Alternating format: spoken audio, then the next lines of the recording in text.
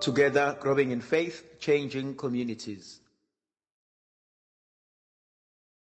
Makadunyiswe uJesu Kristo.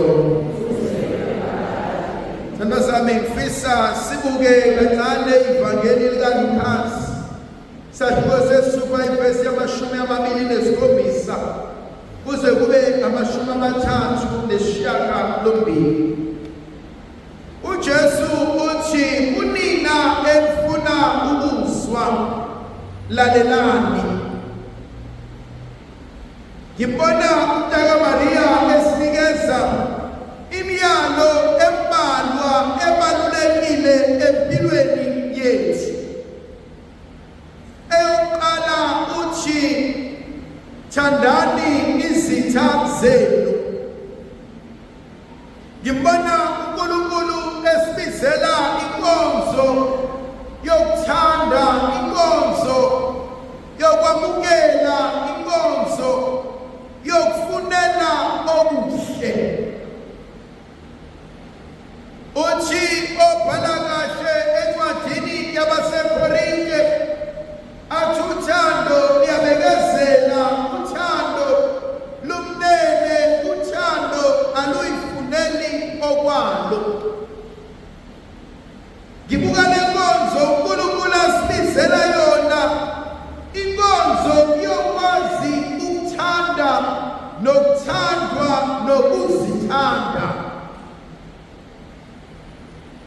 Inkonzo yokuphila endaweni enothando lukaNkulunkulu, enothando lobuntu, enothando lokwamukela konke.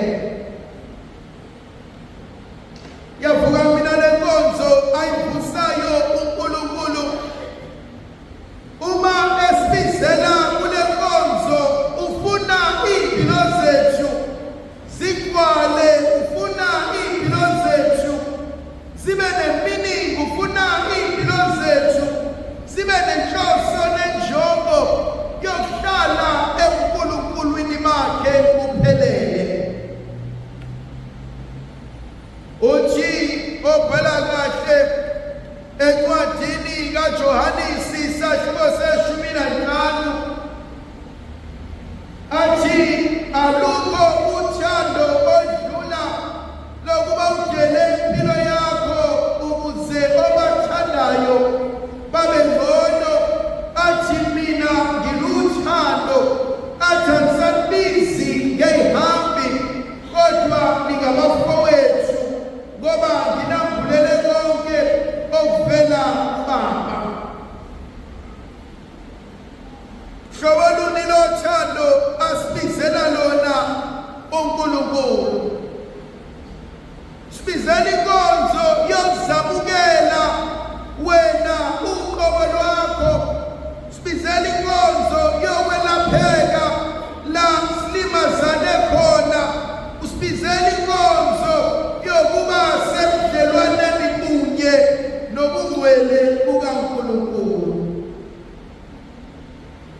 Umbuzo engubuzayo, ngabe emndenini esivela kuyona sakhona inkonzo yokuthandana, yokubekezelelana, yokuhloniphana, yokwazisana neyokukhuthazana nokusizana? uNkulunkulu inkonzo asibizele kuyona njengabantu, inkonzo yokuba sikwazi ukuthanda omunye umuntu. Akube kulula ukuthanda umuntu othandayo, akube kunzima ukuthanda isitha sakho, akube kunzima ukuthanda okuhlukumezayo, akube kunzima ukuthanda odelelayo. Kodwa inkosi isibizela enkonzweni yokuthanda nokwamukela, inkonzo elapha thina uqobo lwethu. Yona nkonzo yokuqala asibizele yona, inkonzo yothando. Inkonzo yesibili, to do good.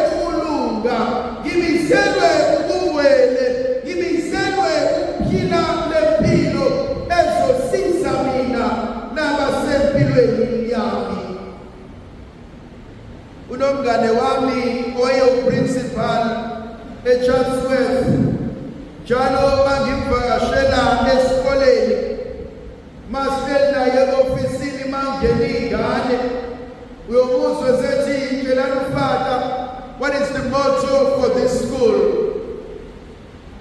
And ingane will always say be good and do good. Babeqonda abantwana ukuba ngibizelwe ukuhamba kahle, ngibizelwe ukwenza kahle. Kwesinye isikhathi njengabazali leyo nkonzo ibalulekile. Ngihamba kanjani phambi kwabantu bami, ngihamba kanjani phambi komndeni wami, ngikhuluma kanjani kubantu engisondelene nabo. Baningi abantu abalimele, balimazana, balinyazwa ubudedengu bethu. Baningi abantu abalimele, balimazana, balinyazwa ubudlabha bethu. Baningi abantu abakhule balimala, balinyazwa ungakwazi kwethu ukukhuluma kahle.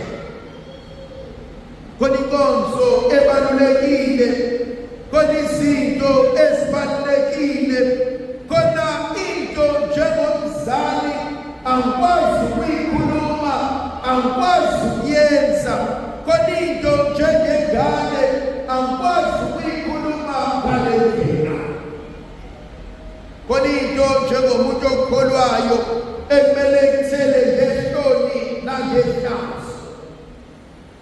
Be good and do good. Okwesithathu engibuka ngithande umsiza, be a blessing. Yiba isibusiso kuwena nakubantu abasempilweni yakho. Impilo oyiphilayo makube impilo eyisibusiso, hayi isiqalekiso. Khona isigaba uzwe umzali ethi angizalanga ngabona amathubu.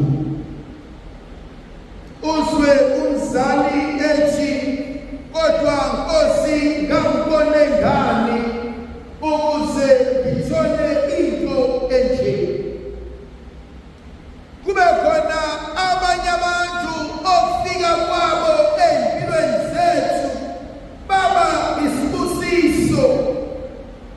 Uzubuza umuntu ethi ngiyambonga uNkulunkulu ngokufika kwakho, ngiyambonga uSibanibani owasihlanganisa, ngiyabonga izimo ezasenza sasondelana, ngoba namhlanje kuwena nginomfowethu, nginodadewethu, nginengane, nginomama, nginomuntu engimethembayo. Be a blessing, not a curse. Okugcina uNkulunkulu asibizela kona khuleka ngaso sonke isikhathi. Funda ukuphila impilo yomkhuleko, funda ukuba umkhuleko, funda ukuba okukhulekayo kube ophilayo ngaphandle. Siyayidinga i-connection noNkulunkulu. Ngaphandle kwakhe singenze lutho, ngaphandle kwakhe singephumelele.